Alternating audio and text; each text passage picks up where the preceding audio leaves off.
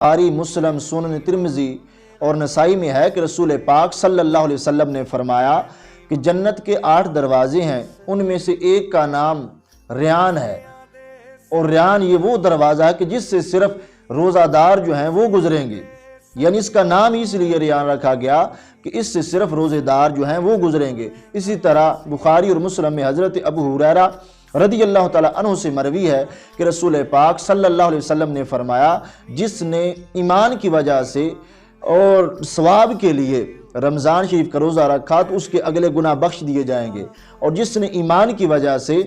और सवाब के लिए रमज़ान की रातों का क़ियाम किया तो उसके अगले गुनाह बख्श दिए जाएंगे, और जिसने ईमान की वजह से और सवाब के लिए शब कदर का क़याम किया, शब कदर जो है वो जो रात आएगी जो 1000 महीनों से अफजल है, जिसने उस रात में क़याम किया, अल्लाह को राज़ी किया, उसने इबादत की, तो रसूल पाक सल्लल्लाहु अलैहि वसल्लम फरमाते हैं कि उसको बख्श दिया जाएगा। तो ये रमज़ान शरीफ का महीना इतना मुक़द्दस और बरकतों और अज़मतों वाला महीना है कि जिसमें रसूल पाक सल्लल्लाहु अलैहि वसल्लम ने फरमाया कि इतनी बरकतें और रहमतें अल्लाह की तरफ से नाज़िल होती हैं कि तुम हिसाब नहीं लगा सकते कि अल्लाह इस